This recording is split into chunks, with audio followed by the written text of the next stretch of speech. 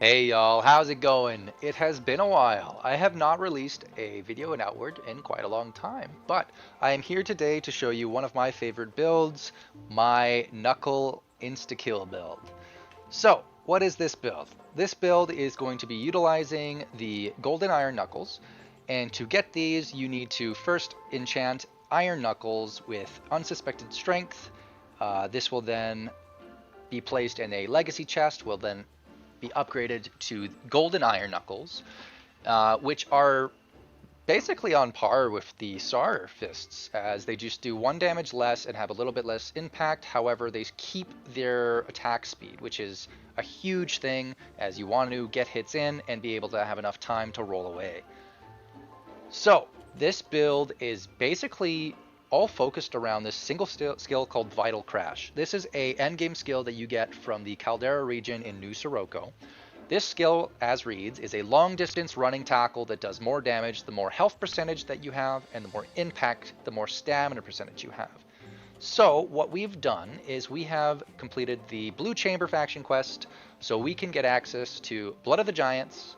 We have taken the what is it called? The Hunter to get 40 more max health, and we have taken Spellblade to get 15 max health. So this nets us at around 235 max health damage. Or sorry, max health. This would be a max health of 240, however we took one single point of mana just so we can have access to some mana skills and for some boons. Now, one thing I did want to bring up is the Spellblade Awakening Breakthrough is probably the one that you can change out if it is something that does not interest you as a skill tree. You could replace it with either Speedster for extra cooldown reduction and the reusable skill feat, or even changing it out with the Monk for extra 40 stamina, having access to Flash Onslaught for hitting multiple people, or parry, etc., etc. But I would definitely say the Spellblade Awakening is the one that you can change out the most, just because it has that least amount of increase to the build. Let us talk equipment. So, for our headpiece, we are using the Master Oni mask enchanted with Assassin. This gives us an extra 15% damage bonus increase. The Scaled Leather Attire, which is enchanted with Beast of Burden. This is a unique enchantment to the Scaled Leather Attire. Just gives us some extra pouch space, but it gives us another extra 15% damage bonus. Then finally, the Slayer's Boots, which give us a 7% damage increase. These are interchangeable with some other items, as we can also do the Slayer's Armor, which only has a difference of 3% and gives us a little bit more protection and fire and frost resistance, as well as with the Zagus chest piece is also 12%. You could also equip the Zagus boots, which do give an extra 2% to our physical damage bonus. However, the reason why we want at least one Slayer item, either the chest piece or the Slayer boots, is because as Vital Crash reads, it inflicts confusion and pain on yourself.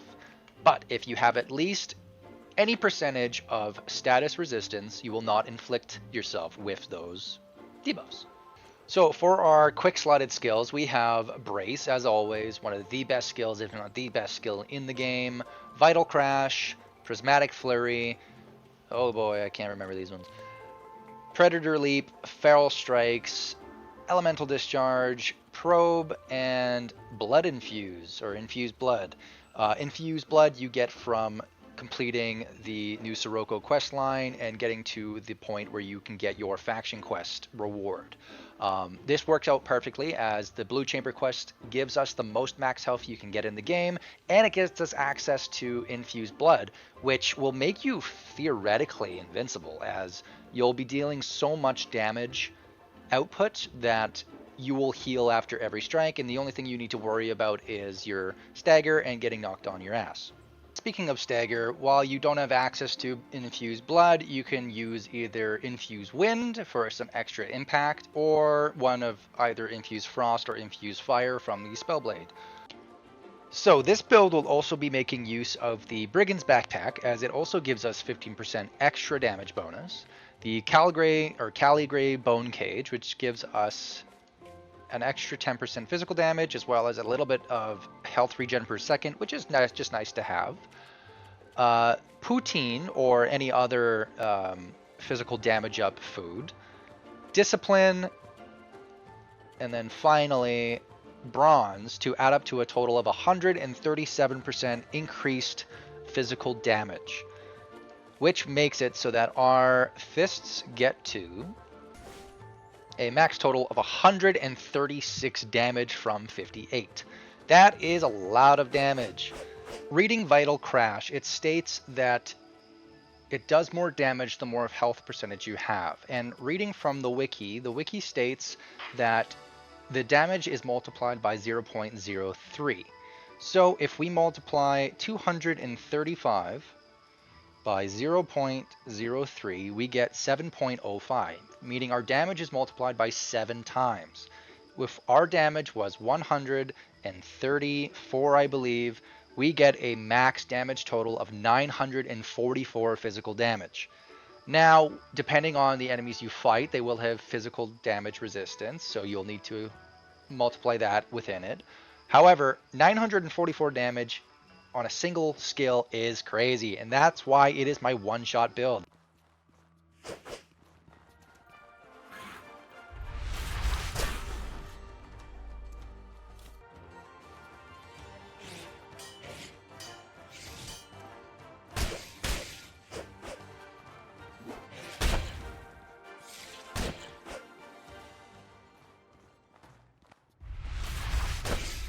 Almost able to one-shot in an alpha. Whew.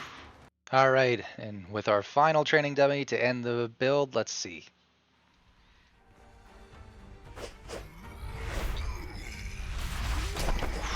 Took out almost half of his health.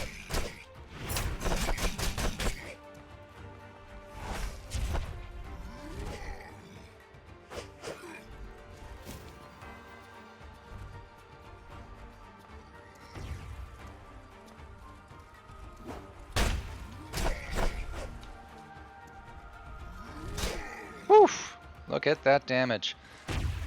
And that's the build, everyone. Hope y'all enjoyed it. Let me know if there's anything else that you think I could add to the build for extra damage or whatnot. But hope you liked it. If you did, please like, subscribe, and let me know what else you would like me to cover. Take care, y'all.